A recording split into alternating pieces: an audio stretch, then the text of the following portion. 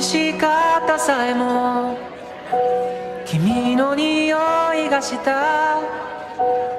歩き方さえもその笑い声がした。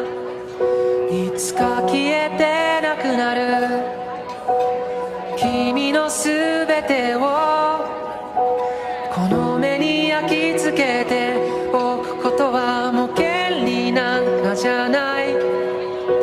義務だと思うんだ。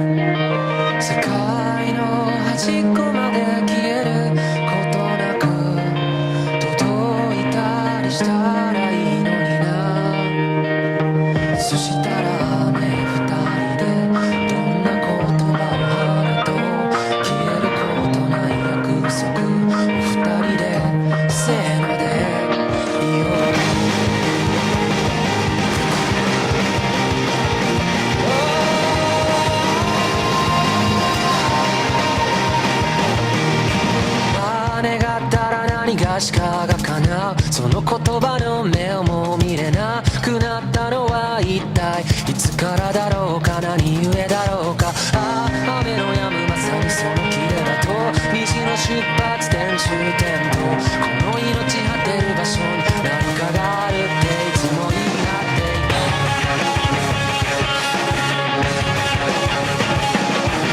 いつか行こう先生目を見と見かいたく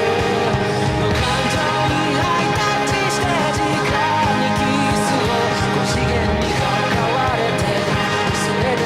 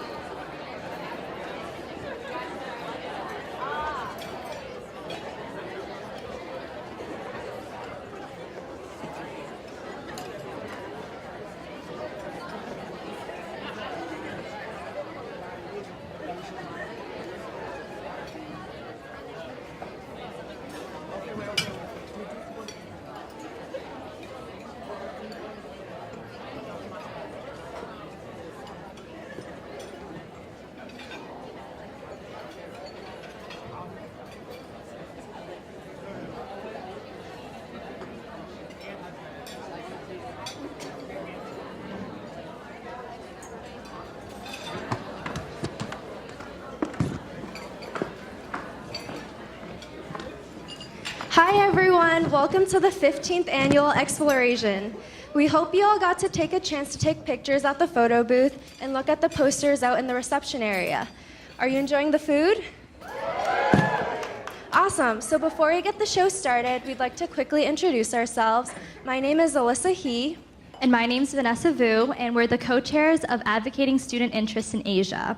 First off, we'd like to thank everyone for coming to ExplorASIan tonight. It means so much to us, our e-board, all of our performers and volunteers who work so hard to make tonight happen. And if you take a look at your tables, there are many paintings on the easels. If you read the description on the back, you can learn more about them. We would also like to let you know that all of the money raised for this event will be going towards a local nonprofit organization called the Worcester Refugee Assistance Project. Thank you to everyone who donated, and we'll be announcing the winner of the raffle at the end of the show. We'd also like to let you know that there's a Snapchat filter, so make sure to use that. So enough of us, let's get this show started. We hope you enjoy.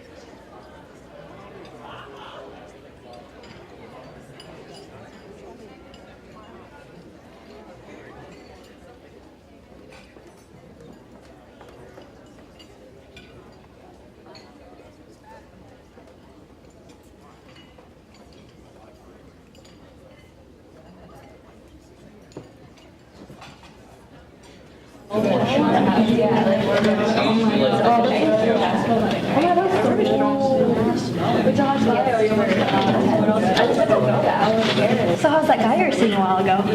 Oh, it was good. We ended it after the first date, though. What do you mean it was good? What happened? Nothing. He was just boring. Like, guys, I've been single for a long time now. I think it's just meant to be, and I'll be forever alone. Have you tried Binder? I met my boyfriend on it. How come I've never met him? Oh, you know, he's just busy filming. Let me show you a picture. Oh, wait, doesn't that just say Binder? What? Where is the one? Guys, I don't know. I don't want to use a dating app called Binder. Dude, it's called Binder. Yeah, dude, everyone uses Bender these days. Does it even work? Well, it haven't worked for me yet, but my aunt used it. Now she's married. I don't know.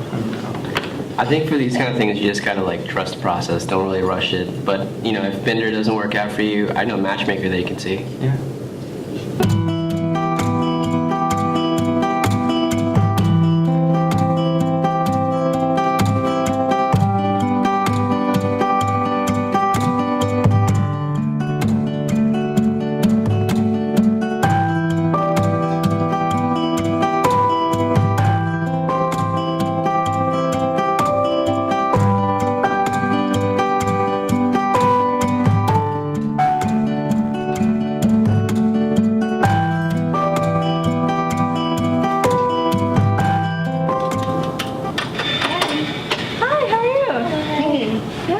Don't worry, Binder isn't for everyone.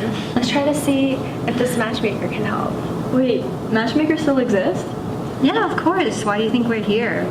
She's like the best matchmaker out there. I heard she's the real deal. Yeah, let's go. Right now? Yeah. We're going now? We'll have you washed and dried, trimmed and polished till you glow with pride. Trust my recipe for instant bride. You bring honor to us all. Hi, are you the matchmaker? And who are you? I'm Eileen. I have an appointment, remember? Walking into my office without permission? Sorry. No, it's fine. So, pour the tea. To impress your future in-laws, you need to show a sense of dignity and refinement, so.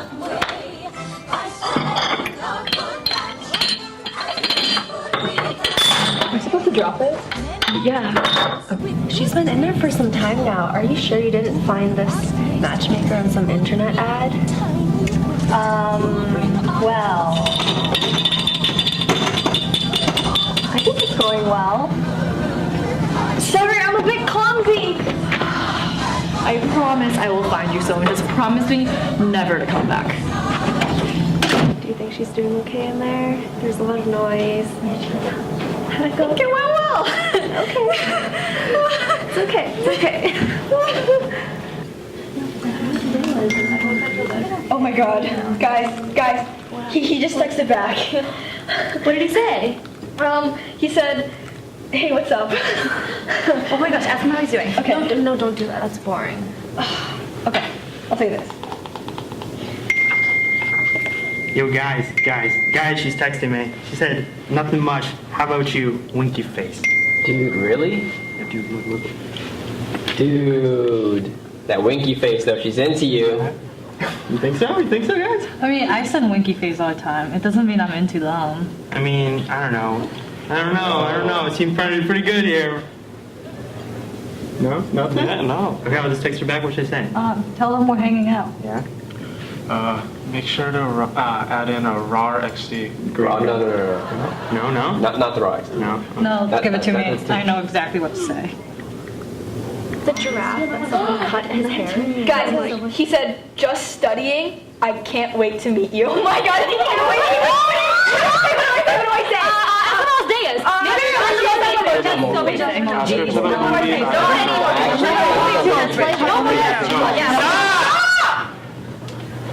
Sorry. Hi, Matthew, right? All right. Yeah. Come on, take a seat. Hi. Thank you. How are you? Good. Interesting lady, the matchmaker, huh? Yeah, she's a little crazy, don't you think? Yeah, I know. How are you doing? Pretty good, how are you? I'm doing good. It's nice to finally meet you. I know. I'm so excited. Yeah.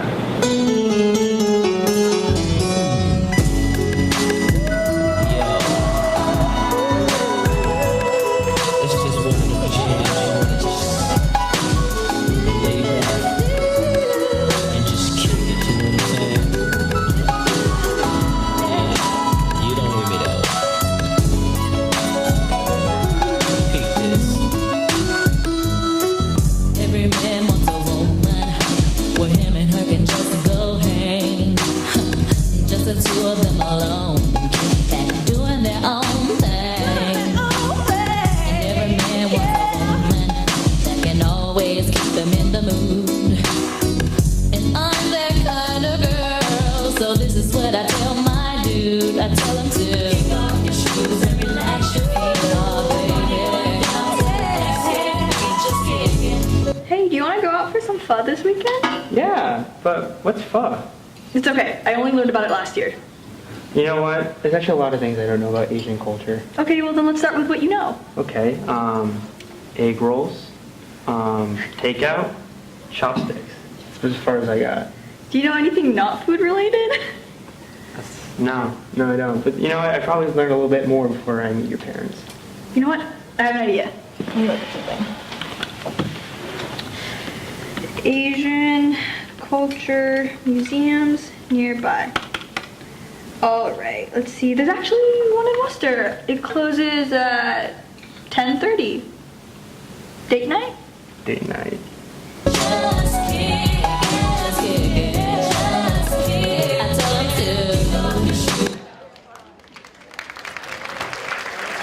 Curtain.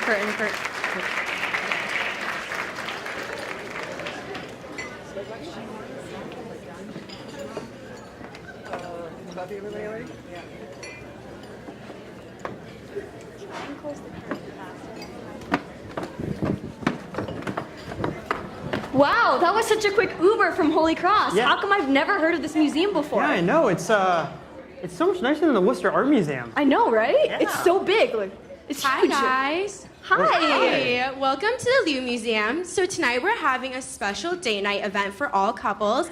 I'll be your tour guide. My name is Viv. Here, take a map.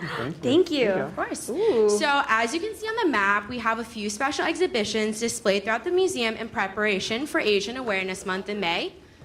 Oh, that sounds awesome. Thank you so much for being our tour guide. I'm Eileen. Hi, nice to meet you. Pleasure. Matthew. Hi, nice to meet you. So the reason why we're here is because I want to take him home to meet my parents, Okay. but he knows nothing about Asian culture, and that is not okay. That's a problem. Can you help us out a little bit? Well, of course. Ouch. Why are you gonna do me like that? I'm sorry. She doesn't even know me. Now she's judging me?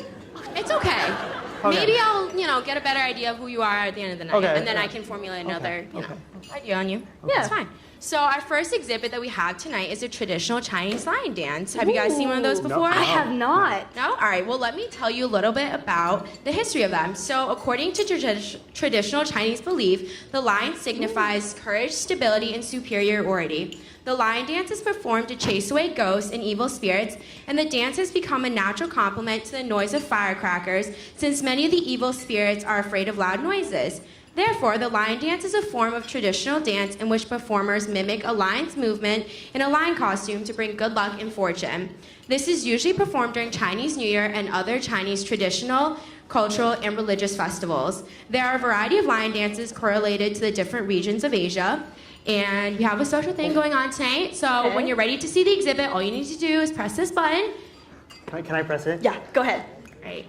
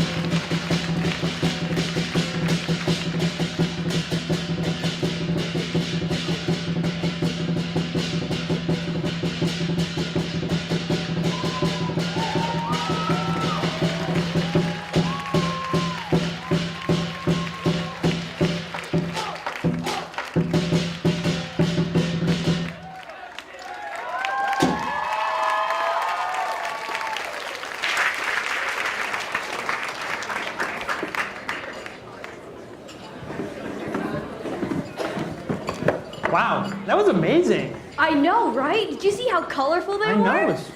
That was so cool, Viv. Well, I'm glad you guys enjoyed our first exhibit. Let me tell you a little fun fact. Did you actually know that there's a group in Worcester called Imperial Lion Dance? I didn't know that. Yeah, they were first established in 2002, and they actually won first place in the New England Lion Dance Competition 2012. They perform at different live events in Worcester, and maybe if you guys are lucky enough, you can see them perform live. Oh, I definitely gotta start seeing more things in Worcester. I know. It's about time you finally saw some culture around here. Sorry, babe. Ooh, I'm trying my best here. It's literally the first day. I know, but if this is a process we're gonna go through together, it's gonna be okay, I promise. Okay. Okay. All right, I don't want to get in the middle of anything, but I think we should move on before this turns into something bigger. I think you're right. Okay. All right. Well, the upcoming exhibit we have is a 7-string traditional Chinese instrument called the guqin. It's known to be the father of Chinese music, and its history can be traced back to the Confucian times, and there are still existing pieces from that time today. Wait, so like an old-fashioned guitar, right? Don't be stupid. It's clearly different. Yeah, I mean, if it helps you think of it that way, I guess.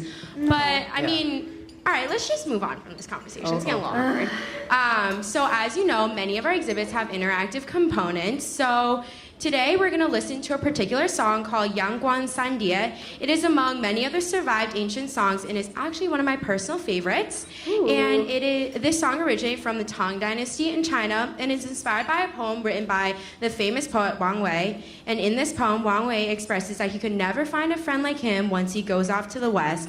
I mean, I don't know about you, but that's some real friendship love right there. Wait, friendship love? Eileen, we got some friendship love going on, don't we? I think so. Okay, let's just press the button, guys. All right? yes, Yeah. please. Okay. Okay. Thank you.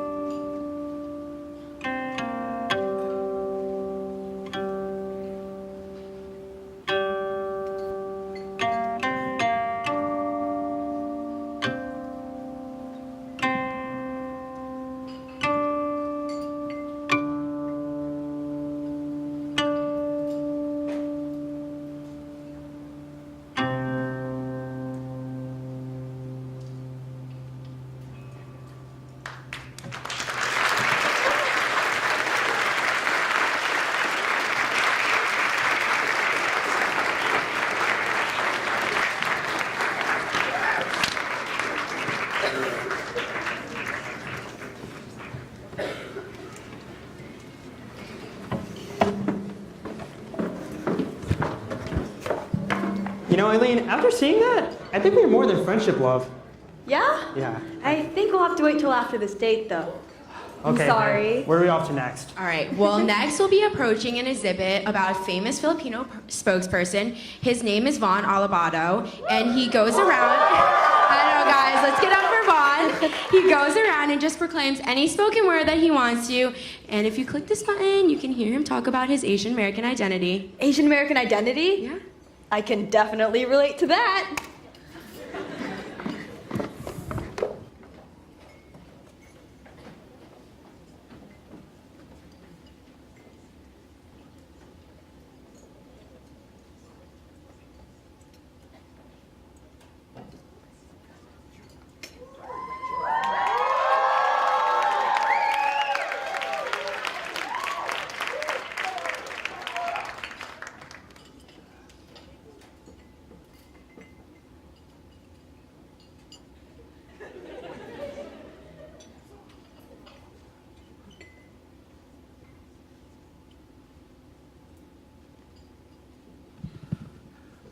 How to be Asian American.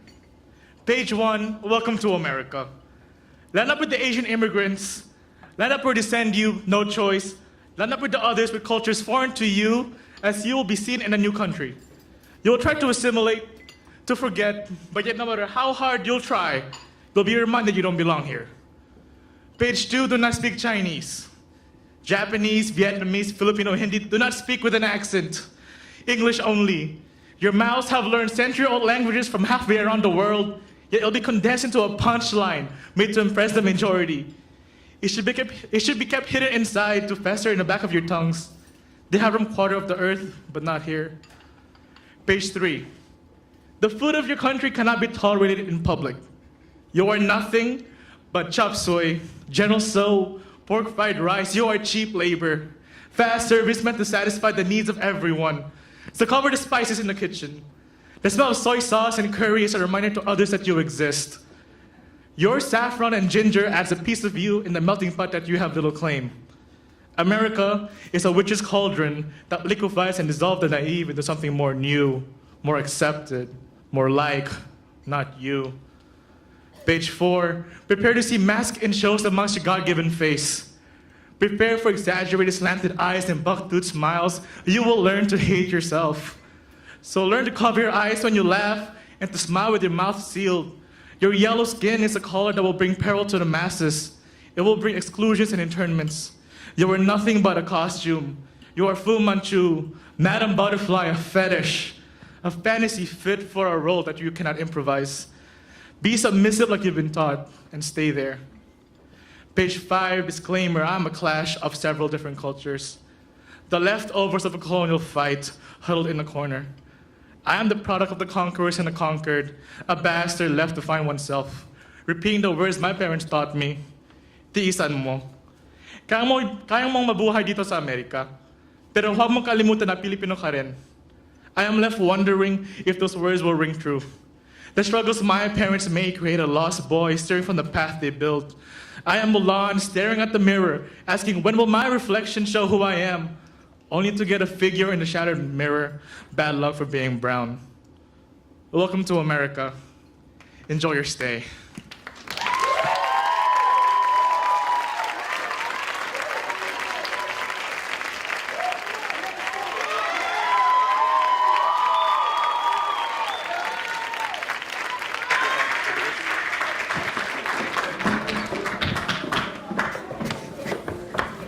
Wow, that piece was so moving. It was so incredible to listen to. Yeah, I know. It made me realize how important the Asian American culture is in America today. Definitely.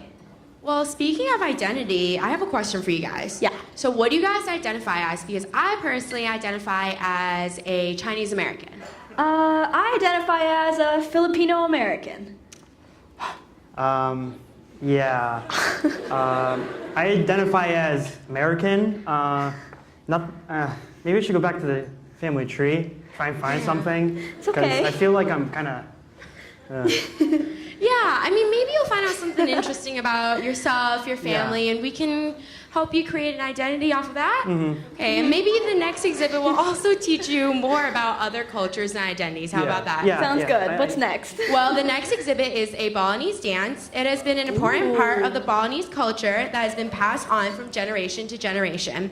Balinese dance is an ancient traditional dance that is part of the religious and artistic expression among the Balinese people of Bali Island in Indonesia.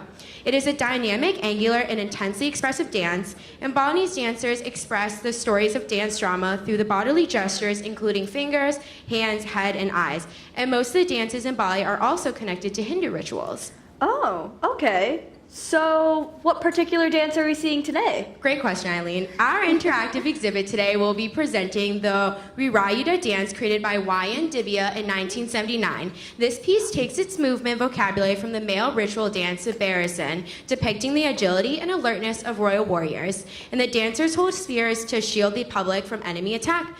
I mean, at this point, I think you guys know what to do. Yeah, so press the button. I think it's your turn now. I'm really excited. Oh, you look very excited. I've never seen a Balinese dance before, and I'm Okay. ready. All right, let's just... Your turn. Perfect.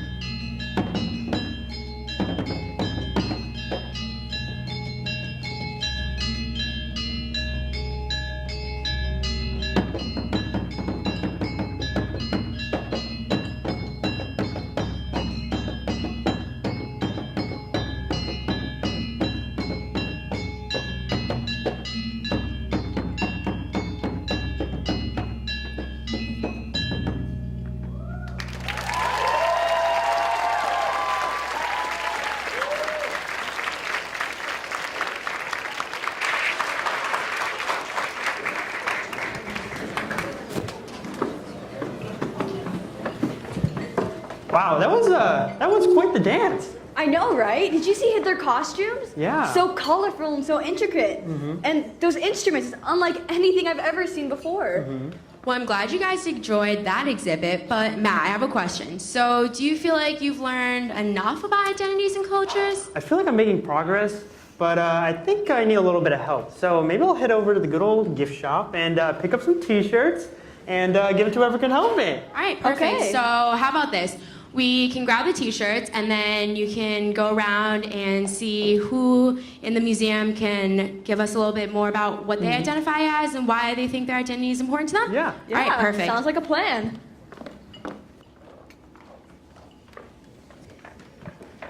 Thank you.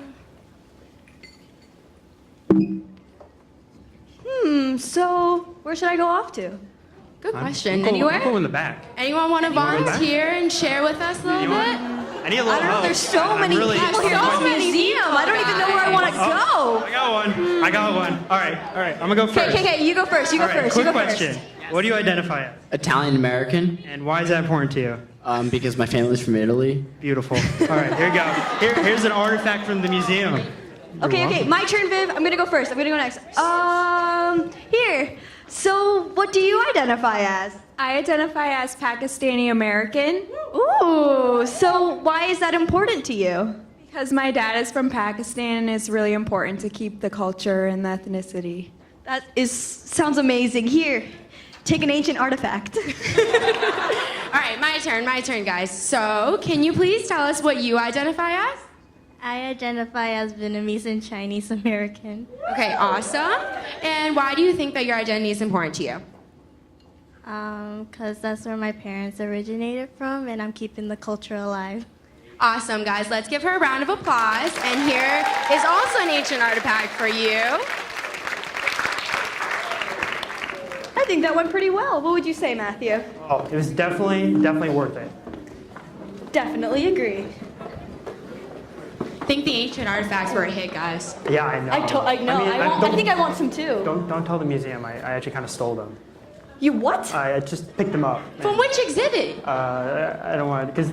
So you walked in, you took it, and I'm like. Yeah, I just took them. All right, well, I think we're going to have to ask those volunteers to, meet us outside before we set off any alarms, because Yeah. I'm not being held accountable for any of this. We don't have time to go to jail right now. I had to bribe them somehow. Why? What did you do? We'll talk about it later. Okay. God, Jeez. guys, this is why I need to quit my job. Okay, this is not working for me. So, It's aside from just- that, yeah. what's next? All right, well, I think you guys will like this one. There's no stealing or, any illegal activities involved with it. Thank but God. It is a demonstrative video by Natalie Liu, who will be explaining to us how to write Chinese calligraphy. She always presents her calligraphy and teaches others how to write in such a way, so I think that maybe you guys are ready to press the button. That sounds great. I've never done calligraphy before. Let's see Perfect. it.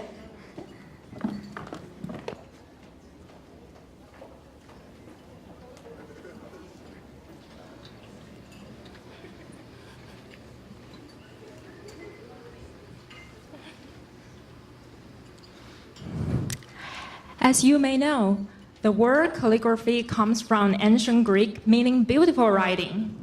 Of all visual arts developed in China over centuries, calligraphy is considered supreme. Before we talk more about Chinese calligraphy, here's a reminder for those interested.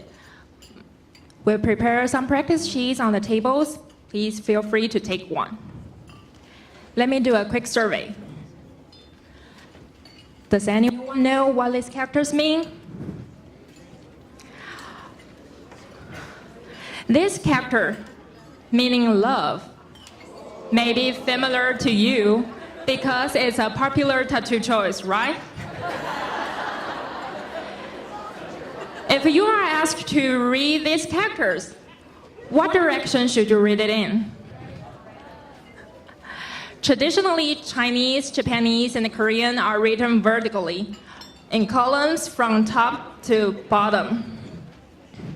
Some of you may have noticed these characters in both of these columns are exactly the same text in different styles.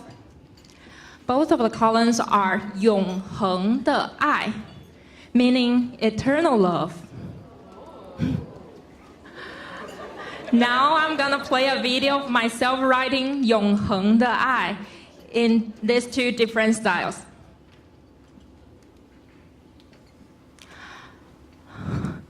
This is the standard style. Now is the cursive style. Which style do you prefer? If you prefer the standard style, please raise your hand. And the cursive style? All right, thank you.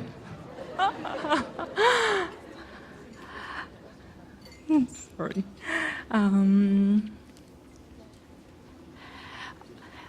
There is a common misconception that understanding the text and being able to read it are essential to any appreciation of Chinese calligraphy. This assumption is false. Actually, you don't need to understand the text or meaning of the characters to appreciate a work of Chinese calligraphy. As you can see, different styles convey different emotions. Here's a simple tip for appreciation. It's all about variation and balance. A Chinese character is typically composed of several parts or strokes, but no individual stroke is strictly straight in Chinese calligraphy. The lines are either thick to thin or thin to thick. The relationship between the strokes can be manipulated by the calligrapher. Some can be written higher and others lower, closer or further apart. To reach a higher degree of variation, some characters are written larger and some smaller. A good work of Chinese calligraphy may appear unbalanced when looking at a single character, but must form a perfect balance as a whole. Speaking of balance, here's a common question. Does following stroke order while writing characters really make a difference? The answer is yes. Because the standard sequence not only helps you memorize the characters, but also helps you write it as a whole to obtain a better balance. So please don't invent your stroke order as my students tend to do. Now it's time to take out the practice sheet and follow along with the video. There will be a prize later on during the show for the person who writes the best calligraphy. So please try obtain your best balance.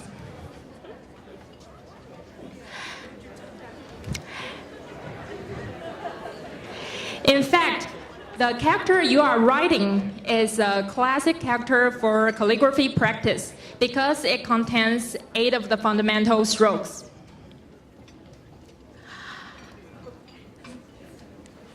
This character is pronounced Yong in Chinese.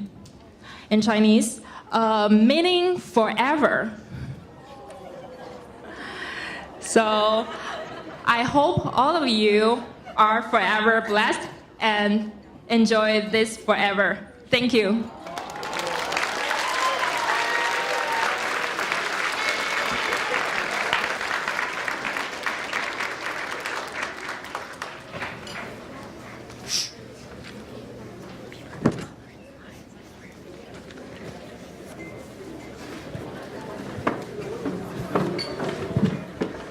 Yeah, so I was taking some notes and I came up with some calligraphy myself. Yeah? I think Let me see. I think it's pretty good, right? Right? Oh my god. Yeah, look, it's straight. Yeah. No. I think you have to tilt it. No, it's straight this way. No, Matt, you got it other way. Other way, I was honey. watching the video. If you squint one eye and close the other, it looks straight. You don't even know how to write in English. Yeah. I'm not See, gonna argue this on is that how you one. do it the right way. Look at my perfect strokes. Look at that. I tried though. So, babe, Yeah, is it's it good. mine better? It's right? Like, don't even look at that. Mine. Yeah, I think you guys both did really well. See, she likes it. But I mean, okay, Matt. come on. Yeah, okay. Let's just move on before this. Again, you guys always put me in a hard spot, okay? I know, but it's like A or B, not both. No, B for better. I'll just choose C after everything, okay? So, I mean, let's just see what our next exhibit is about. Sounds good. This one is about William LaFiandra. He is part of an organization called Asia, and today we have a recording from him speaking about what it means to be Asian American and what it was like to be a part of the Club Asia. Huh, Asia Club. How come I've never heard of that before? Yeah, Asia Club? Sounds like something you would have joined back then. Definitely does sound like something I'd want to be a part of. So let's see what Mr. LaFiandra has Ready? to say. You know what to do. Yeah, your turn. Come on.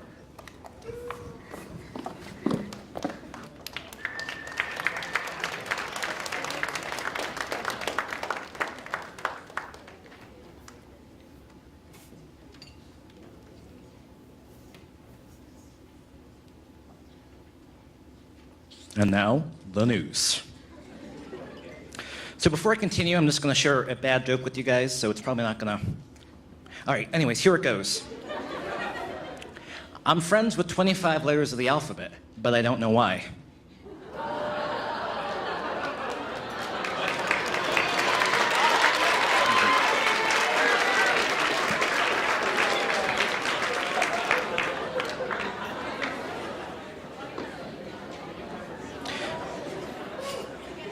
All right, so hello again, everyone. My name is William LaFiandra, and I'd like to thank you for taking the time to join us this evening. And now, before I continue, I would just like to give a huge shout out to the e-board and all of the other volunteers and performers for all the work they put into planning this evening's event. They put a lot of time and effort into this, so let's give them a brief round of applause.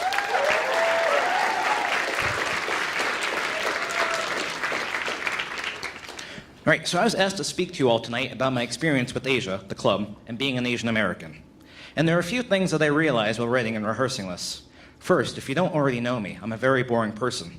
I go to bed and wake up at basically the same time every day. I eat the same foods almost every day, as in pizza. You can just ask the Crossroads staff. And I tend to keep to myself on the whole, so to be honest, I'm not really sure what I could offer that hasn't already been said before. But secondly, and more relevantly, I'm adopted. Now, many of Asia's members have parents who emigrated from Asia or at least have Asian-sounding last names. And LaFiandra is probably one of the most Italian-sounding names out there.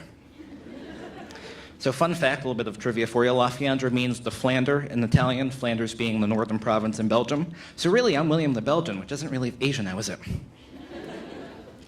So as you may imagine, I don't speak Korean, and I don't know much about Korean culture. Ironically enough, I speak more Chinese than Korean.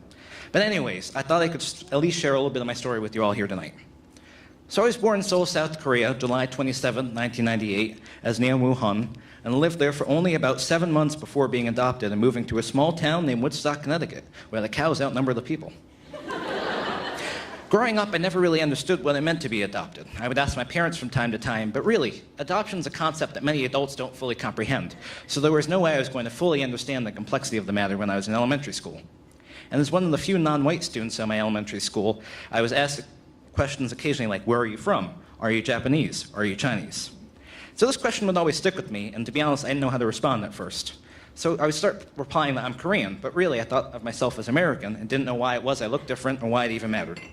I spoke the same language and played the same sports as everyone else, but felt that I never quite fit in. So contrast that with my high school experience. I attended Marianapolis Preparatory School in Thompson, Connecticut, a small private boarding school with a large Chinese population that comprised about 40% of the student body, as well as students from other countries around the world. It was a very interesting experience seeing Chinese, Russian, Mexican, and American students interact on a day-to-day basis as teammates, classmates, and friends. I made many great memories and friends there, but again, the same question, where are you from, was asked, this time by both the Chinese and the American students. The American students thought I was a Chinese student, and the Chinese students didn't really understand what it meant when I said I was adopted. I made some great friends and memories there, but again, this experience sort of reinforced this idea that I was in the middle of these two cultures I didn't quite fit into. I was struggling to determine my self-identity. I never identified or associated with the way I looked or the color of my skin, and quite frankly, was getting sick of the whole idea. So enter fall of 2016, when I came to Holy Cross. I was prepared for yet another barrage of where are you froms, and it actually took me some time to get used to the lack of questions and not seeing as many Chinese students. As I used to walk the halls at my high school, every other student was Chinese. I actually briefly considered joining Asia, but after my past experiences, I didn't want to get involved with an ethnically affiliated group, as in Asia is actually the name. I just didn't want to be that person. So I just did what I did best, which is put my head down and put all my time and effort into all my homework and exams for my entire first year. I embraced the grind. Then the fall of 2017 arrived, and I realized I was going to have to join a club and become more involved here at some point in my college career. So I went to the co-curricular fair this past September and signed up for Asia's email list, never fully intending to actually go to any of the meetings, which is something I'm sure the e-board loves to hear right now. It's not exactly a glowing recommendation now, is it? But the first GM meeting came, and I dragged myself to it and found that I actually enjoyed it. So I went to each of the subsequent meetings, and slowly becoming more comfortable with this whole idea of being an Asian American, and more generally, being an active member in the club. And I gradually became more involved with Asia up to the point where I'm speaking in front of you here tonight. So look, there are times where I still wonder if I even classify as a true Asian American, if that's even a thing, or whether I really fit with Asia, whether or not I'm the person that should be really standing up here right now. Regardless, the great members of Asia have been extremely welcoming to me. I'd like to thank them for giving me the opportunity to grow and develop as a person. So looking back on it now, I actually wish I had taken the opportunity to get involved with Asia earlier in my college career. So for anyone else on the fence about joining a club, I'd recommend you just go ahead and do it. But all I can really do now is take things day by day, learn from my mistakes, keep moving forward, and become a contributing member of the team. I'm a firm believer that experience is the best teacher, and I hope the experiences I continue to have with Asia and throughout my Holy Cross career will help me to develop into a more confident, self-aware, and well-rounded person. Thank you. Thank you very much.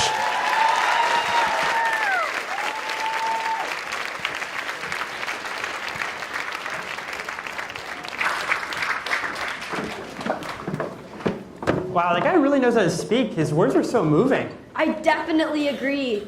He seems so passionate about what he does in Asia. Yeah, I mean, I heard when you guys first came here that you guys go to Holy Cross, right? Mm-hmm. Well, I actually heard that he goes to Holy Cross too, so maybe you guys would bump into him around campus. I heard it's really small. It's small world? Really? Yeah. All right, so our next exhibit is something I'm sure you guys will definitely love. It's one of our special love exhibitions. Love. I love exhibits. Okay, guys. So a famous singer and pianist from China are present here today to sing a romantic song in Chinese called 月亮代表我的心, which translates to Moonlight Represents My Heart. And click the button whenever you're ready to hear them. You got it. Okay.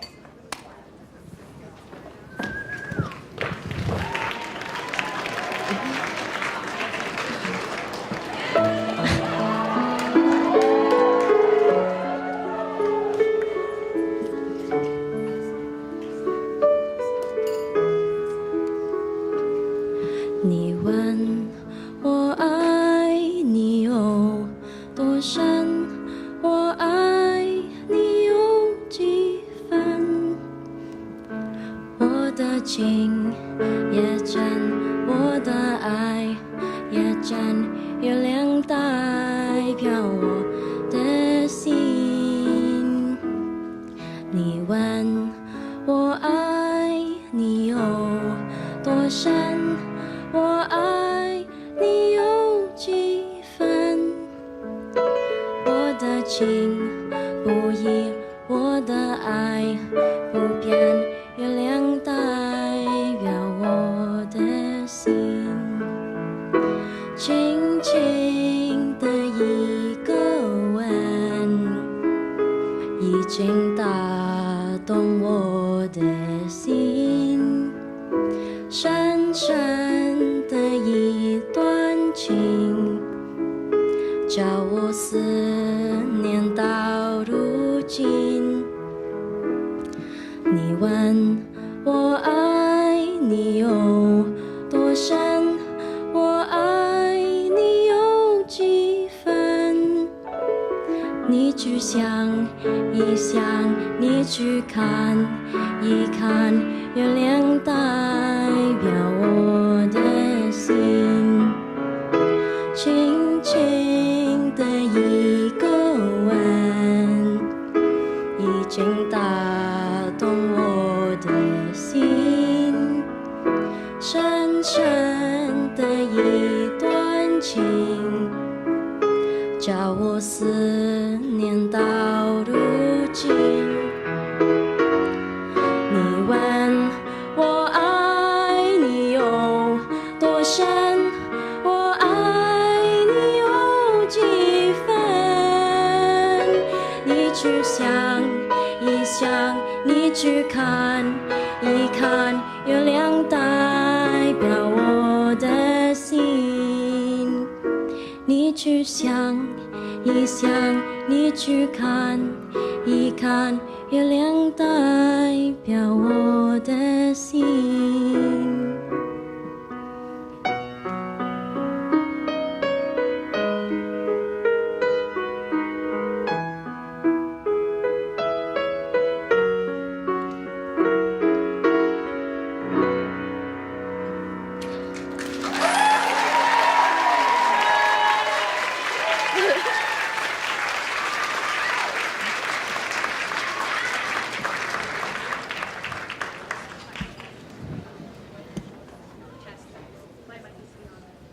It's not on. Test, test. Okay. Wow! Their voices were just so incredible. If only I knew what they were saying. Oh, well, let me tell you a little bit about what she was actually singing about. The moon is significant of love, and just like the moon is constantly changing, love doesn't tend to remain stagnant. It changes from time to time. So in the 1970s, it was the first famous foreign song sung in China, and the song was written by Sun Yi, and the music was composed by Wen Qingxi, but was made famous by Teresa Tang's version that you heard here today. That sounds pretty cool. But one question. Yeah, what's up? So I was looking at the art, right? Yeah. And then I turned around, and I don't know where Matthew is. Well, have you seen him? He's your boyfriend, so I know, I don't know why I have to keep tabs on him. I know, I just thought maybe it's... Okay. Yeah, guys, I'm over here. I'm just trying to practice my calligraphy. There he is. Yeah, you said I wasn't that good, so I'm doing a little bit. I'm trying a little bit. You know? Yeah? Is it good? Raise it up. Let us see. Wait, did you think you could get better in 10 minutes? I hope so. I thought I could get it in 10 minutes. You know, I crammed for a lot of exams. So, I think it's good. You know what? Maybe I'll bring some people up with me to compare. Yeah, Sounds good. Yeah. Okay. Yeah. Well, I found one already. Come on, follow me. I'm gonna go swing around. And anyone else want to help me? Anyone? Anyone? Over here? Oh, we got one. We got one. Oh, okay. Come on. All right, come on. I don't bite. Oh, I already got two. Sorry. Participation award? Okay. Yeah, this way. This way. Come on, guys. Follow me. Hello. Yeah. All right, thank you. Some more artifacts. I did not steal these ones. Yeah, I bet. Are you sure you didn't steal them? Yeah, I didn't. Right. These ones were given to me. Sure. Okay, That's so what they will say. Here we go. Okay, guys, so let's all hold up your calligraphy and see how you did. See, I practiced. Ooh. I practiced. You can tell. It's obvious. I Wait, I think your hand's covering the entire thing. Oh, sorry. And it's this way. Yeah, the other way. This way. There you go. Come on. Oh. Yeah, you did so great. 10 minutes. Yes. All right, well, should we let the museum volunteers decide who did best? I think so. All right, so can you guys actually tell us your names first? My name's Vidya. Joey. All right, perfect. So all in favor of Joey's calligraphy, please give her a round of applause.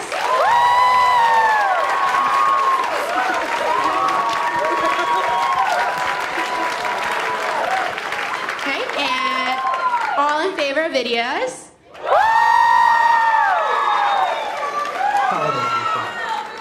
And now.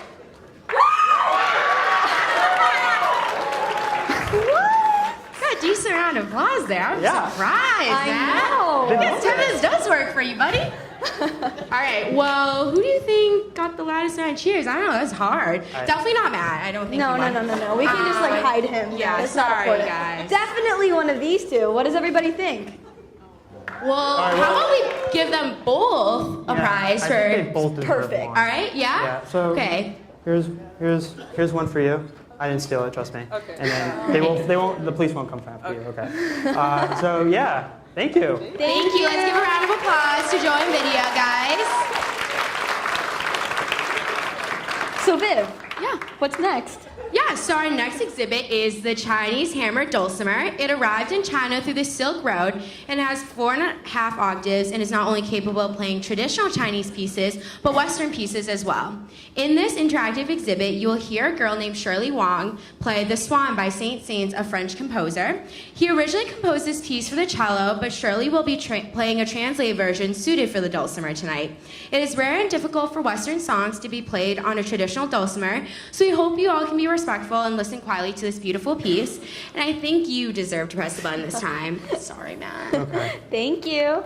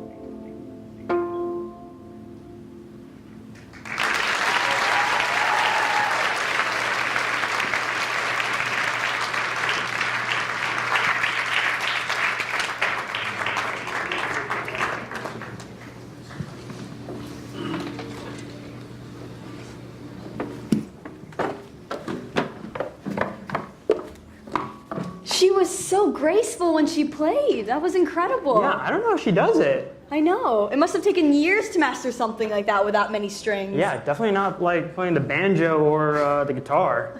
The banjo? Yeah, banjo? Yeah, I can play the banjo. Great comparison, Nat. Thank you. Yeah, great. All right. Oh. I don't know what's running on through your head sometimes. Same. Yeah. So our next exhibit tonight is from another person who is part of our organization called Asia. She is a lovely Vietnamese, Cambodian, Chinese girl named Lindsay Tai, who wrote a beautiful testimonial about her love towards her family, especially her mother, describing the struggle she went through to come to America. Her actions have encouraged her to always stay positive through the tough times, and if you press this button, you can hear her speak tonight. That's so sweet.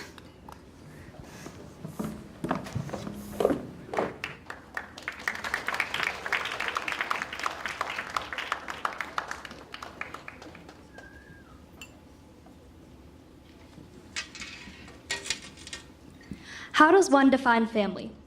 For me, my family consists of my mother, my father, and my 2 younger and older sisters. They have always been there for me in the roughest of times, and I've learned to never take them for granted. Growing up, my mother always held me really close to her and worked hard to take care of me as an infant. She would always say that money doesn't grow on trees and that striving for dreams isn't as simple as it seems. When she was a child, education was the last concern in her mind.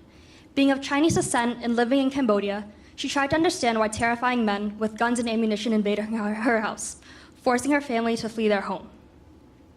The communists didn't care whether people were young or old. If you didn't leave the city fast enough on foot, you were shot. If they killed a family member in your household and you couldn't show any emotion such as crying, you would get shot as well. Little did I know the 1975 Khmer Rouge genocide would impact my family history and my whole perspective on life. Throughout most of my life, I've heard of the unspeakable horrors of Phnom Penh, Cambodia, where 3 million people lost their lives. My mother's family was targeted because of their ethnicity, and they have lived through the majority of their life in fear. On top of this, she was diagnosed with a leaking mitral valve. Determined to go to the United States for proper medical care, she did this not just for her sake, but also as a sponsor for her entire family as well, being one of 12. I remember having a look of shock on my face as she was telling me the story. It was something that could only happen in movies. I could hardly believe it myself. Because my grandparents had 12 children, 10 girls and 2 boys, my mother was never given the undivided attention from her parents because of all the children they had to take care of. Having 14 people living in a 1,000-foot square house with only 1 bathroom was hard, especially for her 2 brothers and father. My parents came to America to give my sisters and I equal educational opportunities, and I've instilled in myself the importance of tackling hard work with determination. I've learned that life will not be handed to me easily. Growing up, my mother worked hard for years, taking long shifts, spent little, and saved a lot to build a better home and future for me. From watching her cook to watching her do the dishes since I was little, she was always on top of everything no matter what. Everything.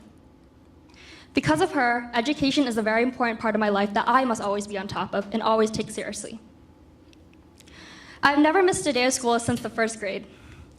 As a child, my mother would always drop me off early before school started in order for me to see teachers for extra help and develop relationships with them to get a better understanding of their teaching styles and background.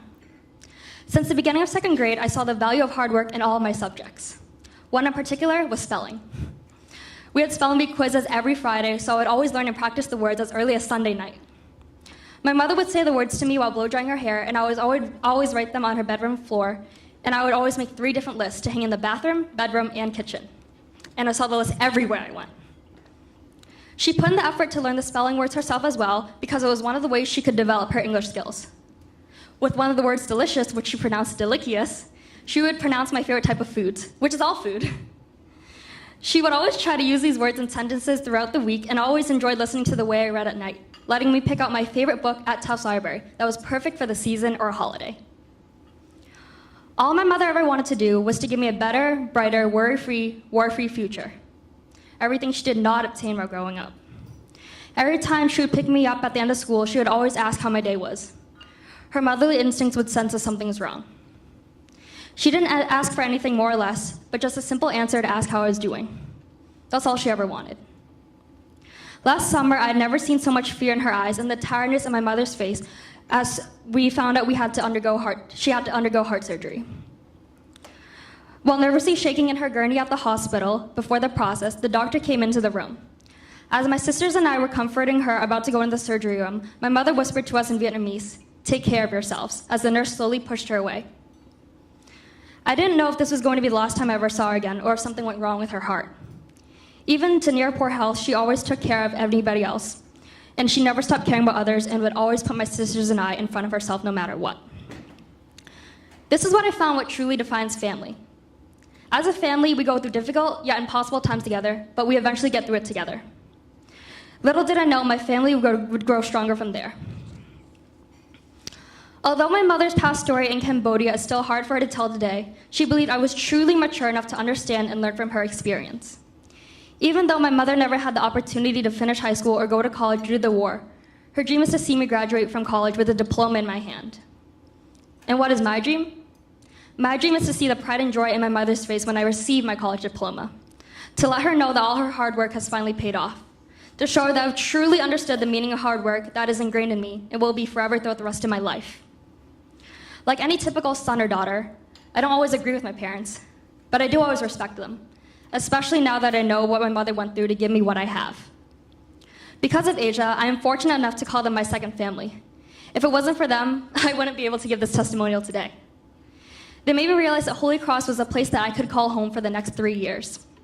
From this organization, I've learned that they always have my back, even in the toughest of times. From my mother's determination to come to America, I've learned to give back to society because I know what it is like to suffer through her eyes. Because of her heart problem stemming from Cambodia, I've inherited in her my sense of love and compassion for medicine. Mom, you have taught me to fight for my rights and to know that anything is possible. You have taught me to push through obstacles and to know that I'm not alone.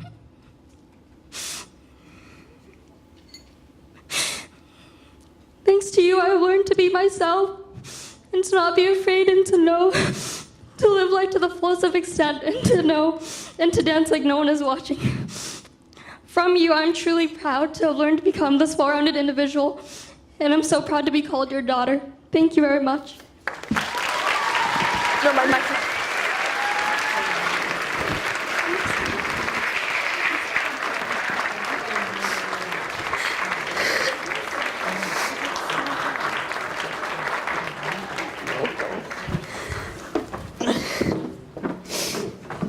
That was such a touching piece. I know. No. I'm sorry. Okay. It's okay. I'm sure we all got a little teary-eyed. I know, her words were so beautiful. If only I had my mom here and I should really tell her I love her more often. Yeah, I know. I'm sorry.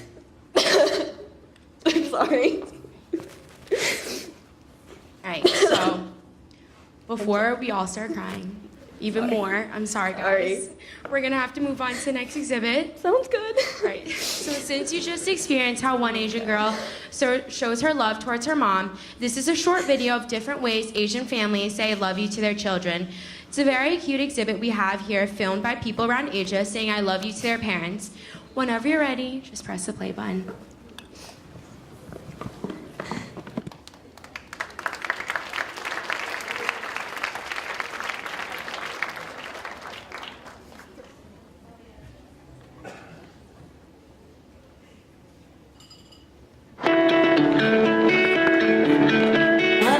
I love you. 我爱你。 I love you, Mom. Con thương mẹ.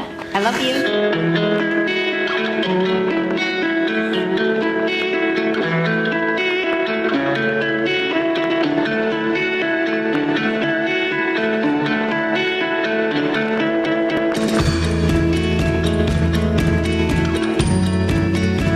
I love you, Dad.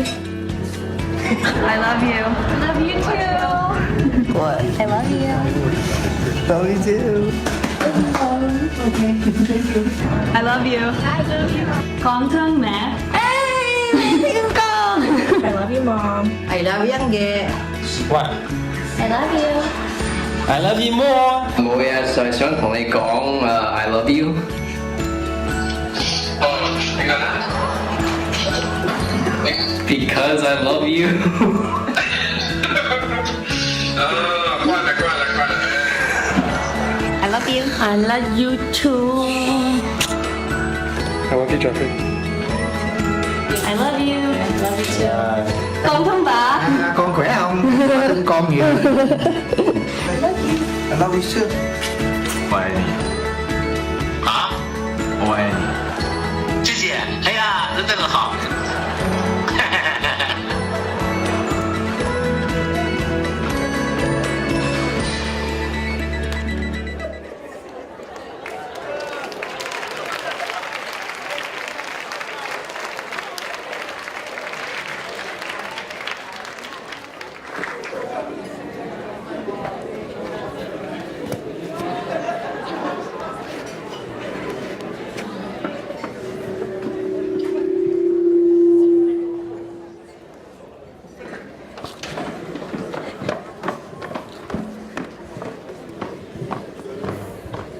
Wow, that video was so sweet. I really need to keep telling my family I love them more often. Well, this video was made to show how many Asian families have trouble expressing their love towards one another. And as you saw in the video, it comes to a surprise to them when the words I love you are expressed sometimes. However, this doesn't mean most Asian families don't love each other. Their affection is just shown in different ways in comparison to other cultures. That's really interesting because I never thought that people from other cultures wouldn't tell their family members I love you. It just seems like a normal thing you would do. Yeah, and we really hope that our exhibits and videos today can help our audience realize that there are many different types of love and each one can be represented differently. You know, all this talk about love has got me thinking. Yeah? I think, I think I might have found my love tonight. Yeah. Aww. What, you okay? You don't- This is the love exhibit, right? Yeah. Yeah, let's keep going. Okay, You guys okay. are very cute and all, and I think this is, little love blooming, but we gotta keep moving. Okay. All right. So what's next? All right, so K-Explosion is our newly formed dance club that focuses on Korean pop or K-pop music dances. It is distinctive from other dances because it consists of really fast and complex movements that's danced along to the unique Korean pop music. Many times, people enjoy K-pop because of the fun dances and music, even if they don't really understand the Korean language. We hope to open your minds to the world of K-pop that is fun and one of a kind. Yeah, I need it. I am very excited to see this. Yeah. Let's go.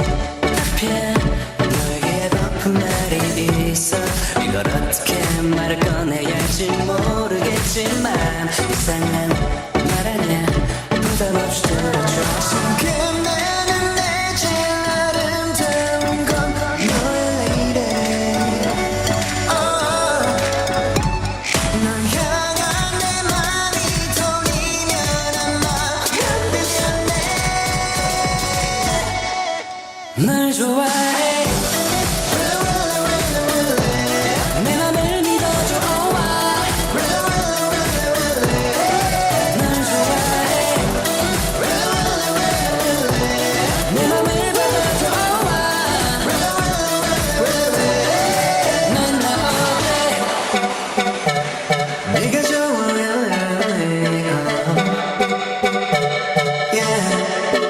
널 좋아해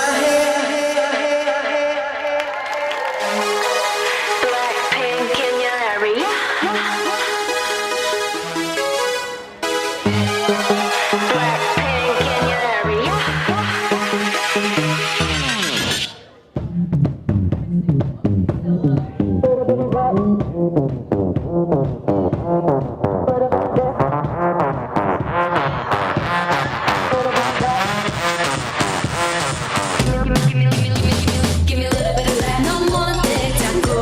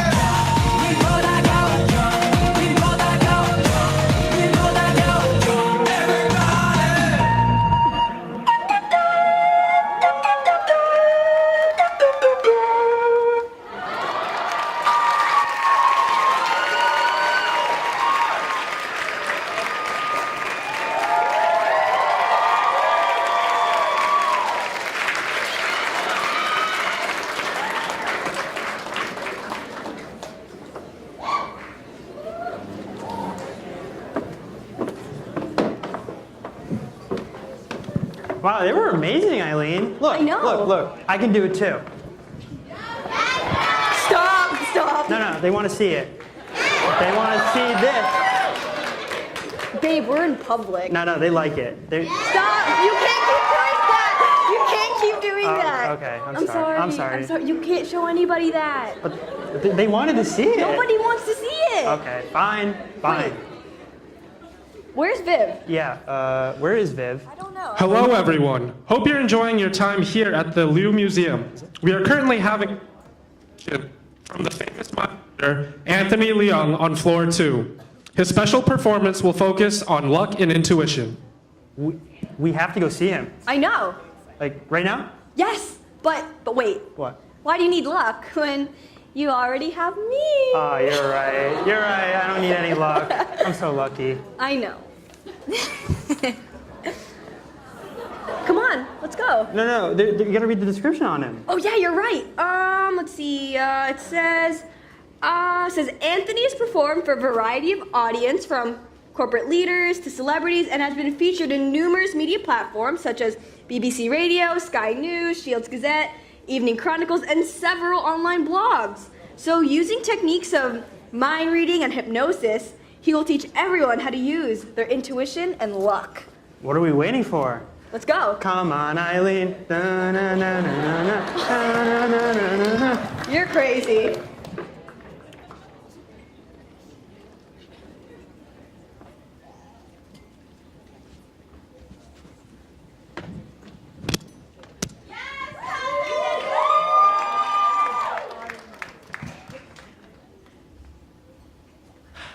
The year was 2003. It was precisely a year before my grandfather had passed away. It was a Saturday morning, Chinese New Year. I remember I walked into the living room, and my grandfather was listening to his favorite song from the 1940s, and he was smoking his early cigarette. Now that morning, he gave me a red envelope, which is, for those of you who are not cultured, a red envelope is something that you receive every year with a certain amount of money in it. And my grandfather gave me one that morning. And little did I know that was the last red envelope I would ever receive from him. And from that point on, I've been carrying that red envelope with me for every single task, for all the interviews, for all the performances, my first TV debut, with me all the time, 24 hours. With that being said, our loved ones who have passed away, the stories, it's all that's left.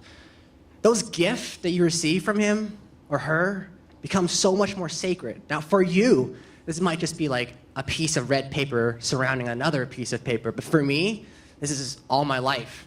Now I bet that people in this room have some similar experiences. You must have something that you receive from your parents, your friends, your grandparents, a gift that means a lot to you, but would not mean the same thing to others. Now, we have some lovely people passing out some papers and pencils, so if you have one, do me a favor, take that piece of paper and write down that gift.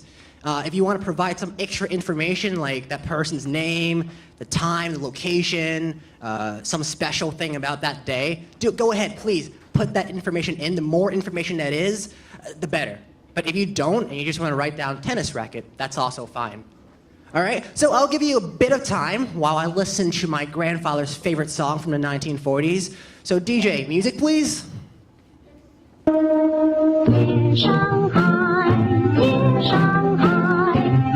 and I'm gonna walk around the room and collect those papers. Now, do write those information on the blank side of the paper. And once you're done, fold it up into 4 quarters. Take your time. I get paid by the hour.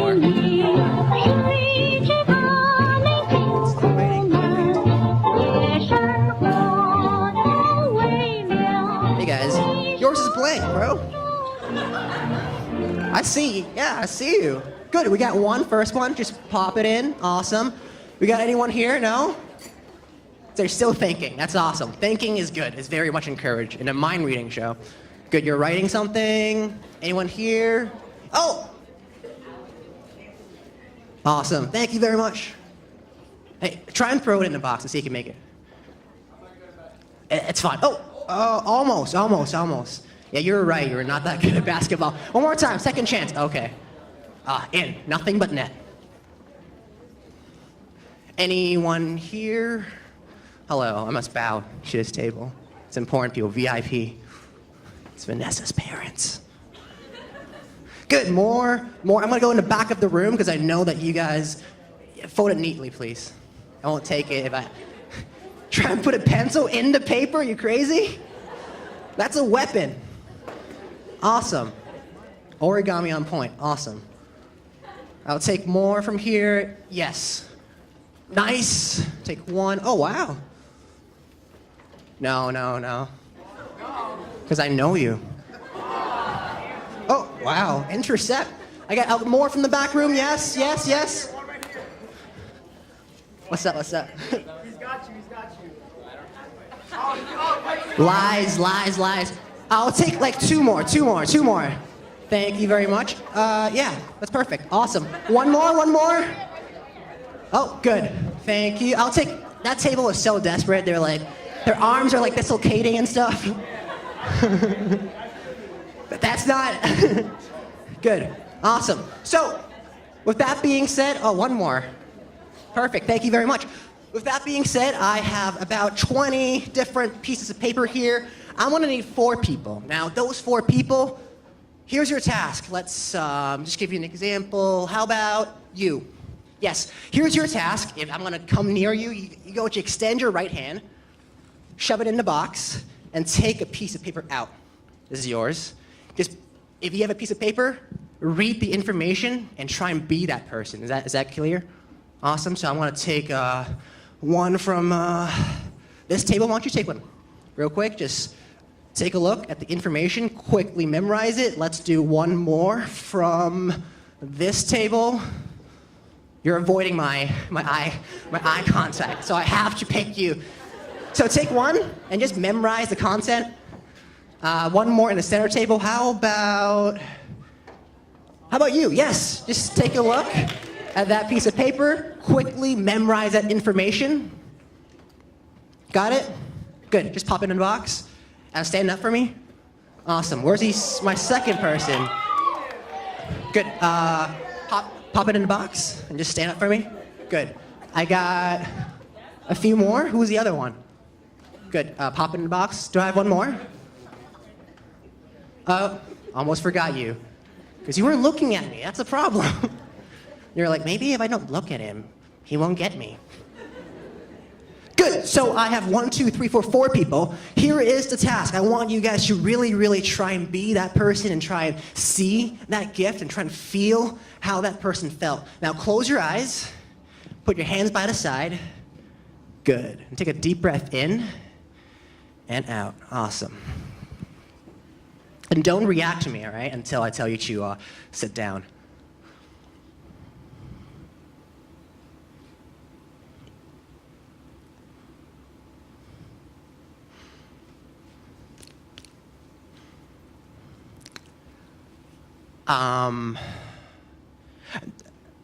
The only person I'm having trouble with is right here, so just really focus. Good. I have 3 things, only 3 things. So the first thing that comes to me now, here's the weird thing. The first thing that comes to me is it's a jewelry of kind. It's a bracelet. It's silver, and it was given to you on your 16th birthday. Now, the second thing that I'm getting is, this is the weird thing that I can't really make sense because I'm not really seeing a thing. I'm seeing images. I'm seeing an image of family members gathered in front of an important place, a really beautiful place. I'm seeing graduation. Okay, got it, because they're not, they're snapshots of life, so it has to be a camera from a relative. I want to say either your mom or an aunt. A camera from your mom or your aunt. And the third thing that I'm getting is a bottle of wine. Not gonna really go into a lot of details here, but it's a bottle of wine and then the bathroom. There's a very interesting story there that I won't ask you to go into. So if I got those 3 things correct, please have a seat. That's 1, 2, and 3. That's 3 out of 3. Thank you very much. Let's give them a round of applause, yes? But that leaves you, yes? Would you quickly join me on stage? Let's give it a round of applause.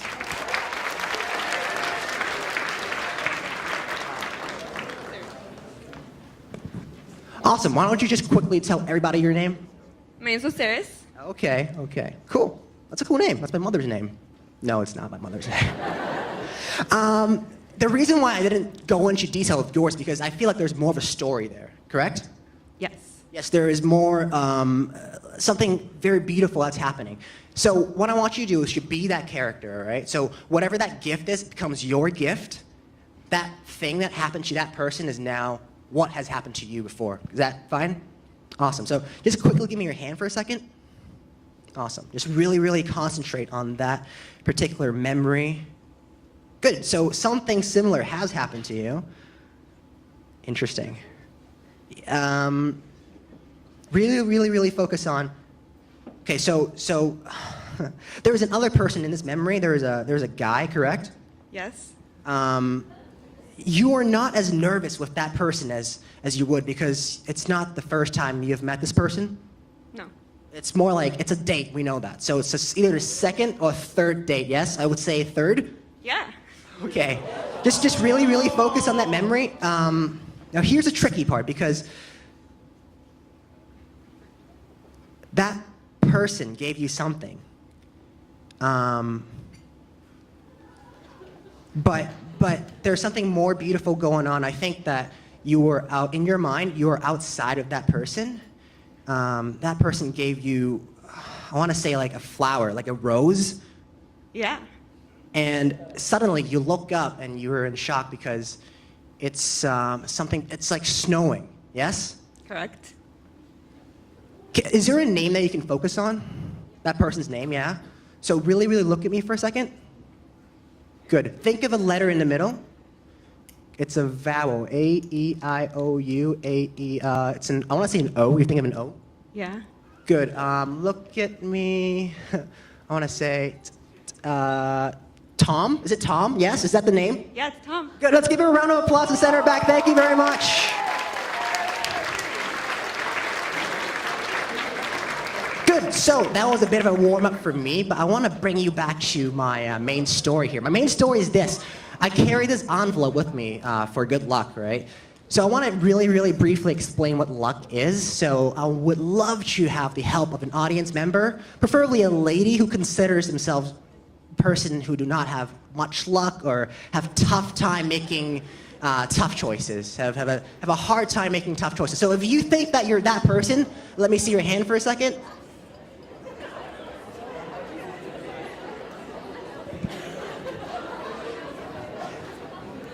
Hello, what's up? Where you at? Where you at? I see no hands. Good. Would you like to be? Because your hand was forcefully held up. So is that okay if I use you? Yes, good. Let's give her a round of applause. Join. Come. Awesome. Yeah. Join. Yeah. On stage. What's your name?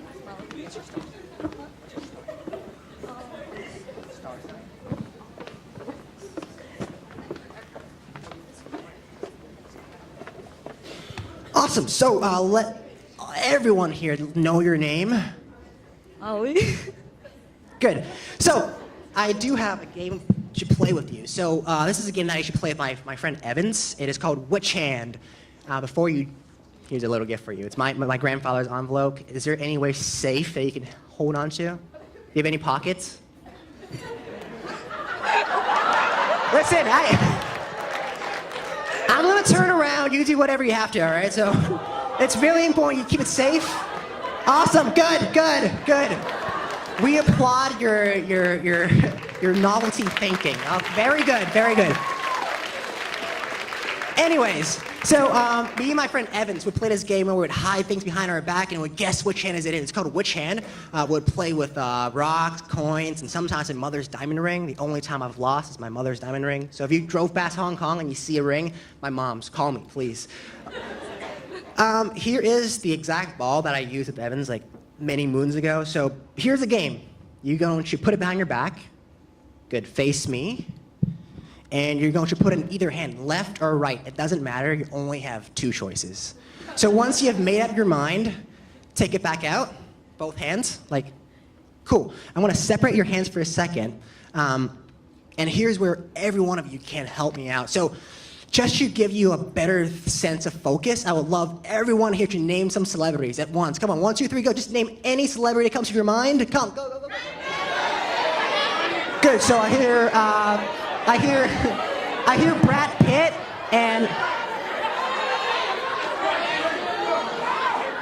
Okay, so I got Brad Pitt and Kim Kardashian. All right? Brad Pitt and Kim. So just quickly, now if the ball was in this hand, think of Brad Pitt. If the ball was in this hand, think of Kim Kardashian, all right? Cool. Focus on the gender, male, or don't react to male, female, male. Good, easy. You just instantly blink at male, so it's a guy, Brad Pitt, yes? Show everyone that that's 1 out of 3. I'm gonna try and get 3 times correct. Second chance for you. Now you know kind of how it works, so I'm gonna try and challenge myself a little bit more. So we have named celebrity. Why don't we name a city? Anywhere in the world.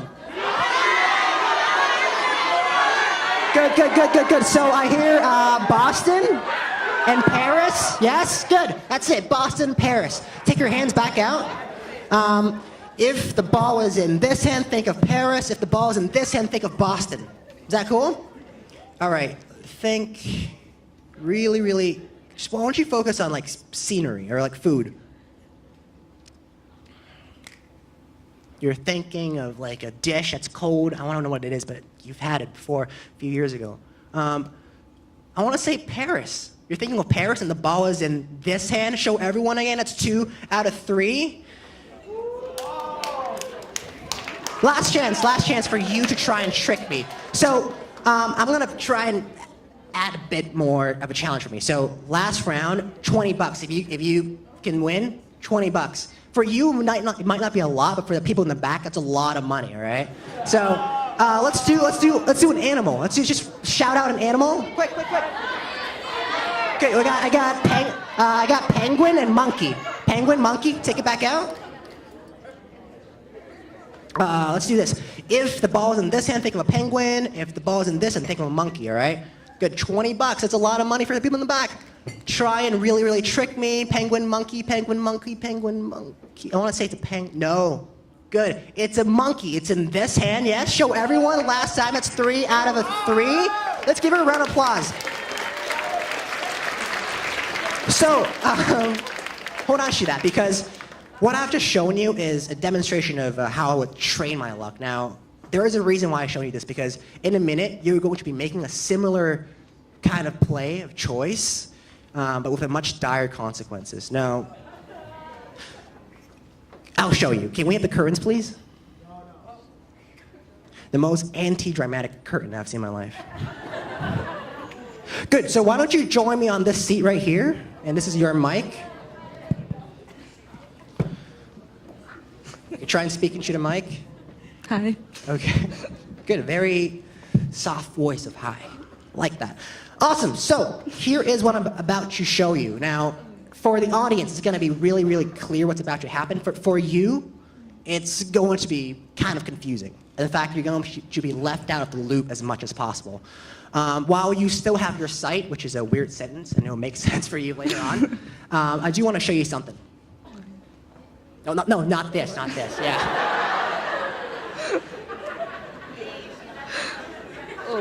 Good, so you would see 5 paper bags in front of me.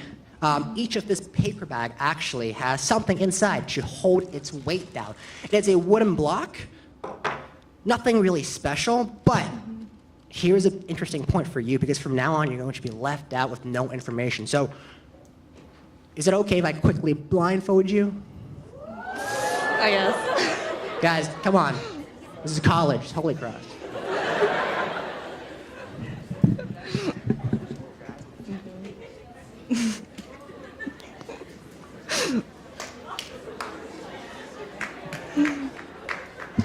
Yes or no? Can you see through those blindfolds? No. No, okay. Can you just hold up your palm out like this? Awesome.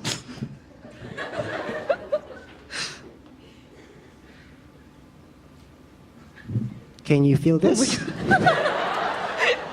Again, don't think of whatever you're thinking about like this is nothing weird. It will make sense later on. Can you feel this? Yes? Yeah. Is that soft or is that, what do you think it is? It's like a feather. Oh, perfect. Your intuition is on point. Now.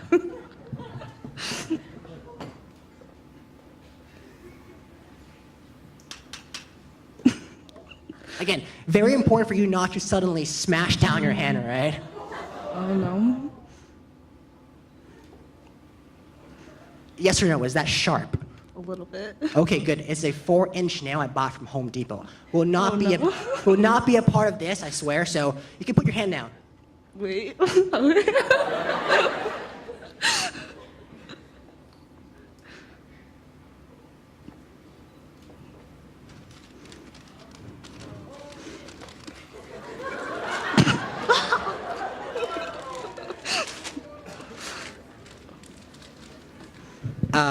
Get comfortable with the discomfort because it's gonna get a bit weird.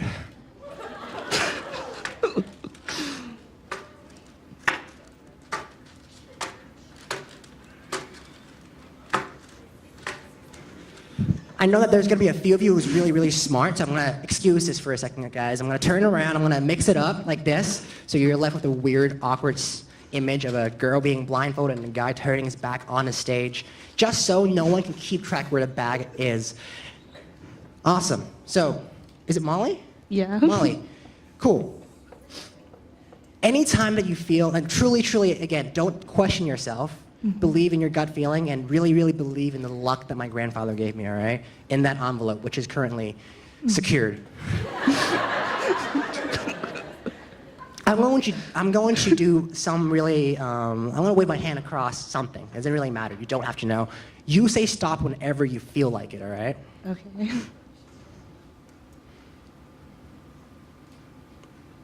Anytime now would be great. Stop. I'm sorry, here, yes? Stop. Yes, here? Yes. Okay, cool. Are you sure, Molly?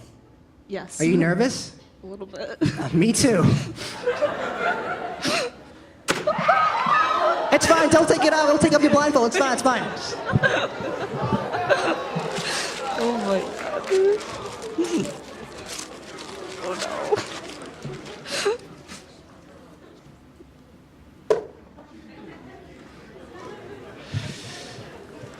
no. Again, Molly, I'm gonna wave my hand across something that doesn't really matter, but just say stop whenever you want and truly, truly believe in your gut feeling. Stop.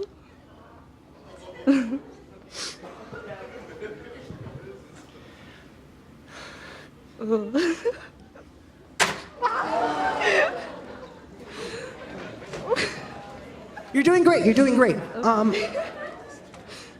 Just a side note, you do have this tendency to be kind of hesitant. You have this like sense of hesitation towards you, yeah?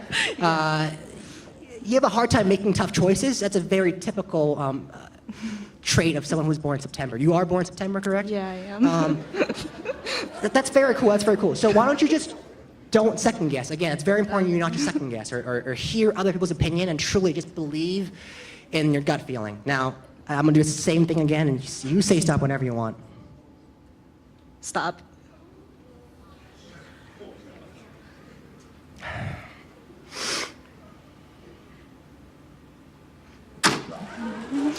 Gosh. I have a confession to make, Molly. What is it? I'm going to unblindfold you. Two things. First thing is, you know that nail that I poked you with? Yeah. Yeah, it's one of those bags. Really? Yeah.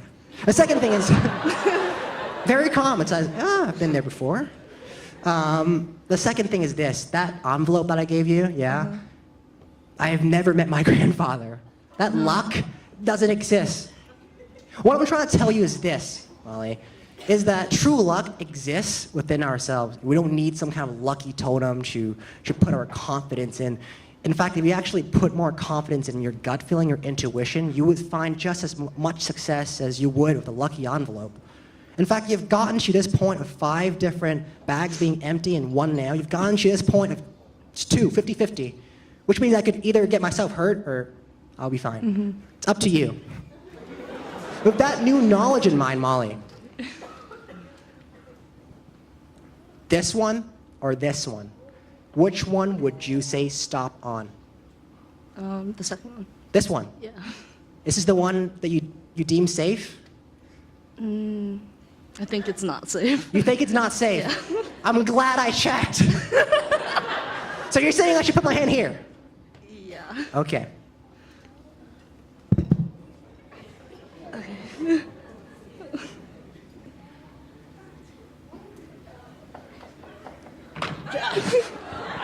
Just a second. Do you want you should make you are comfortable with this choice? Yeah. I think so. Cool. All right, guys.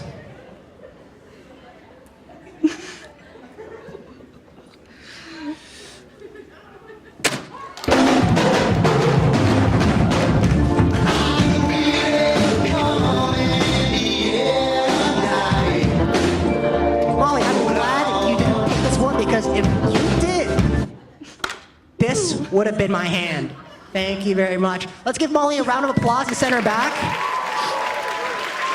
Yeah, thank you so much. Keep you down. Yeah, thank you so much. So, I do want to thank a few people. First of all, I want to thank Asia for bringing me here. Thank you very much. Let's give Asia a round of applause. They worked really hard on this. I want to thank Molly. I want to thank you guys for supporting live entertainment. Really important for me. If you want to follow me, I'm on Instagram, Facebook, Twitter, Asian Mind Reader. Yeah, so, oh, wait. Molly, come back up. I'm sorry, I totally forgot something. Come back up. Yeah, run, but don't trip. Because I tripped once. It's the most embarrassing thing in my life. Quickly, but take your time, yeah. Molly, there is something that I forgot to tell you, is that there's one more step to the secret of luck, is we have to foresee things that are about to happen, to trust your preparation, but not to trust yourself. So, remember that envelope I gave you? Yeah? Yes, take it back out. There is something inside. Can you just take it out? There is a piece of paper inside. Good, I'll take the envelope from you. And open it up. Yes or no, was that printed? It's not handwritten, right? Right. Good, it is printed by a printer, yeah? So which means I can't tamper with it during the performance with pencil or pen whatsoever. Use your best acting voice and read this letter word for word for me. If you are reading this, then that means that we have made it to the end of the show, with my hand still intact. Hopefully this demonstration has shown you how powerful your intuition could be. Remember to listen to your heart and trust your intuition, just like I did when I typed this letter before this show. I believe that Brad Pitt will be in Paris. Hanging out with the monkey. Let's give her a round of applause and give yourself a round of applause. Thank you very much. Good night.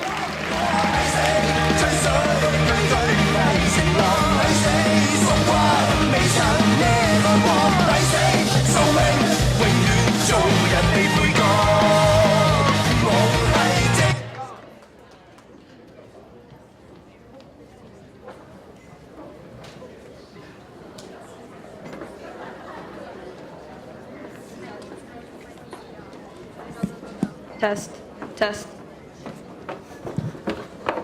Wow, that's got me thinking. I truly am lucky to have found you. Aww, you're so sweet. Thank you. I'm so lucky to have met you through Binder. I know, Binder seriously came in clutch this time. I've been swiping right a lot, but they've been, all duds, so I'm glad I found you. Oh, wait, where's Viv? Hold on, let me check my map. So, this painting's there, okay, so based on our location, it says something about a testimonial. Oh yeah, you're right. The description says it's a testimonial written by a Vietnamese girl named Vicky Vu, who struggled to bind both her identities as an Asian and as an American until she joined Asia. It made her feel closer to her Asian identity while at college. Huh, let's hear what she has to say. Press the button.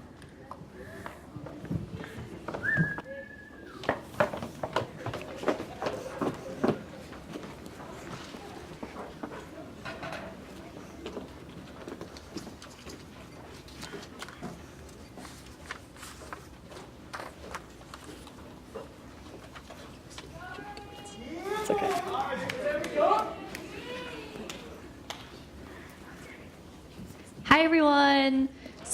Hi. I'm Vicky, Asia Senior Advisor, and I'm a proud Asian American woman who is a daughter of 2 immigrants who came to America for hopes of a better life. So, after the Vietnam War, my dad came here late at in the middle of the night when he was 17. He escaped by boat and landed in the Philippines. Right when he was about to be sent to Australia, his family ended up being at the same refugee camp, so luckily they all got to go to America together. I never really decided to ask him about how the refugee camp was, I think because I was just too scared to hear about the reality. But after hearing his story, I am so proud to call him my father. My mom, on the other hand, came by plane. The only caveat was that she couldn't come over until my grandpa was let out of the re-education camp. My grandfather was in the Southern troops of Vietnam War.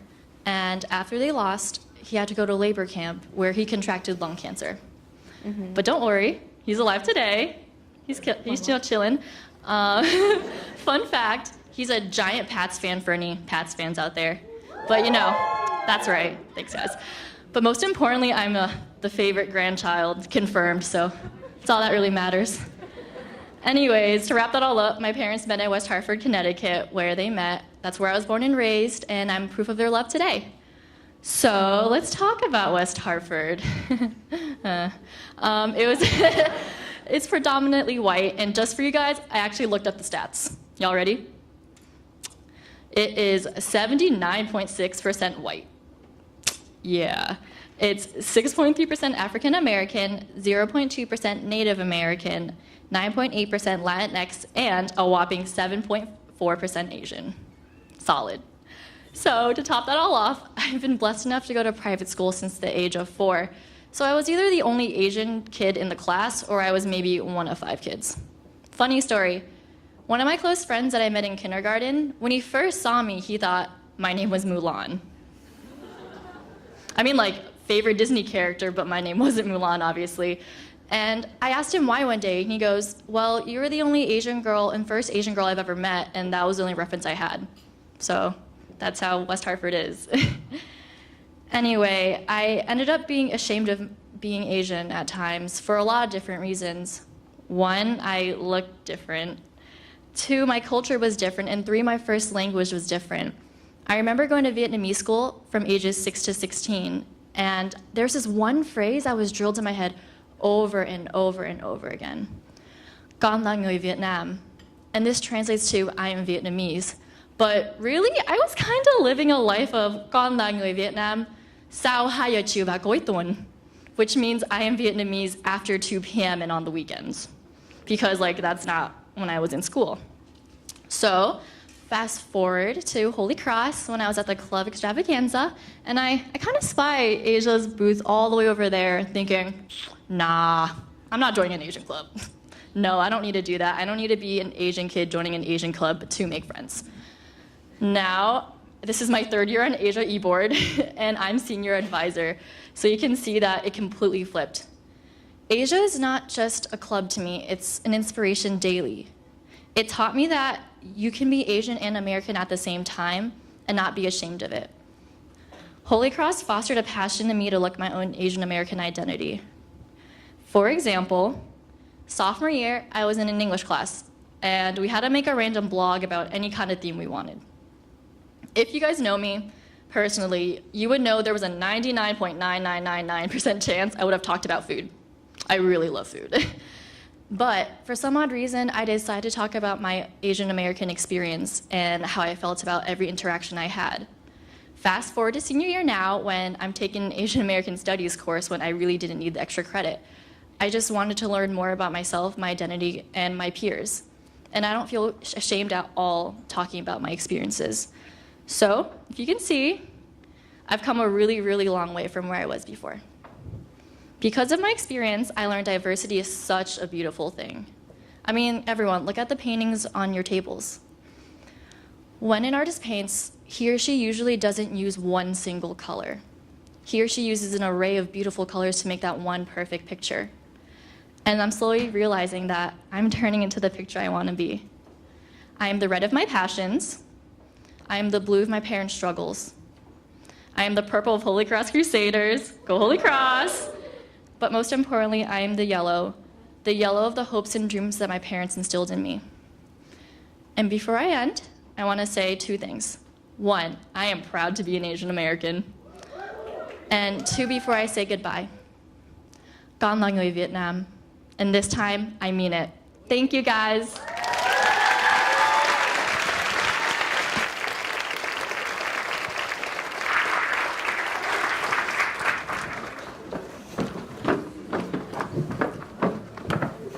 Wow, her words are so powerful. I definitely agree. Oh, hey guys. Sorry I lost you there for a while. Hi, Viv. Hi. I hope you're able to look at some other exhibits while I was gone. Let's move on, shall we? Yes. All right, perfect. So our next exhibit is a very interesting one. Unlike the modern K-pop that you have seen before, this next one is a well-known traditional Filipino folk dance. And if I remember correctly, you told me you're Filipino, right? I learned that today. She's Filipino. Wow. We're all learning new things. Yeah. It's okay. Here. It's a learning experience. Yeah, great. I'm glad you brought him here, Shay. You really need to come. Yeah. Yeah, all right. Well, do you know which dance I'm talking about? Yeah, so it's called the Tinikling, and I did it when I was little. So basically it involves a pair of dancers, a pair of bamboo sticks, and 2 clappers. And so basically the dancers move fluidly between the sticks. They're acting as the tickling bird, which was named after the Tinikling. Awesome. Well, I'm glad you know a lot about the history of it, but you might be surprised at this specific tinikling routine. Really? Yeah, so if you're ready, at this point I think you guys know what to do. Yes. All right. Awesome. I can't wait to see it.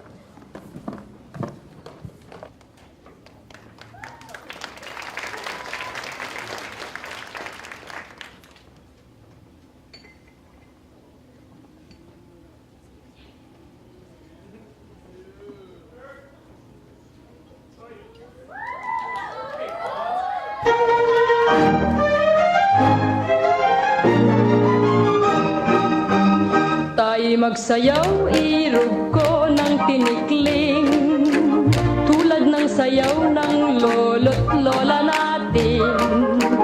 Ang mga hakbang kung di pagbubutihin, dalawang kawayan tayo'y ititin. Kung nagsasayaw ka, giliw ng tinikling, kumpas ng kawayan kahit mapatulin. Ang mga binti mo'y ika'y hirap hulihin. Singilap din ang puso mo sa pagiliw, at sa tinikling na tigib ng panganib. Ang hindi maingat na iipit, pusong maharot ganyan din sa pag-ibig. Ang nakakamit paghakbang ay ligali.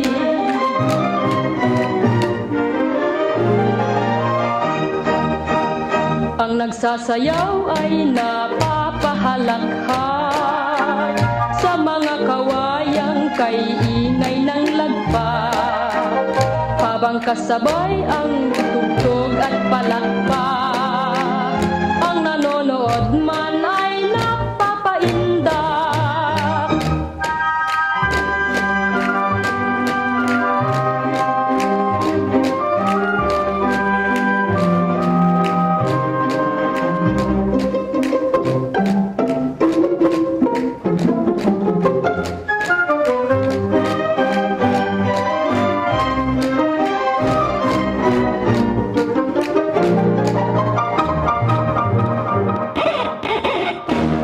Nobody pray for me.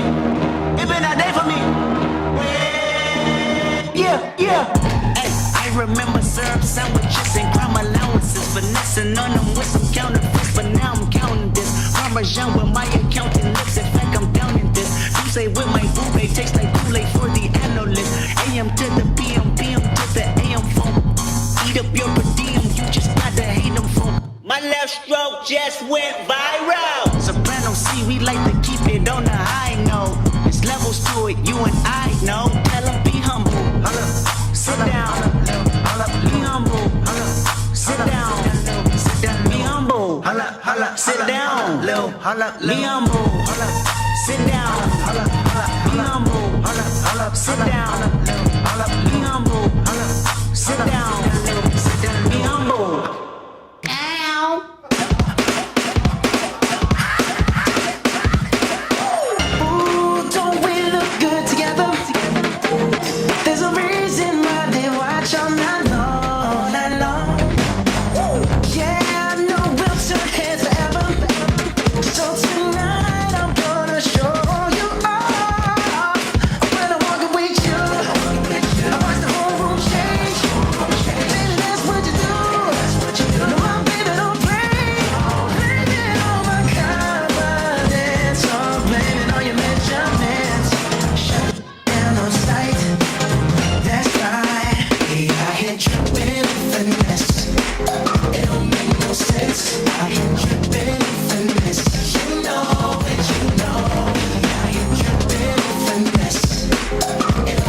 no sense. Out here dripping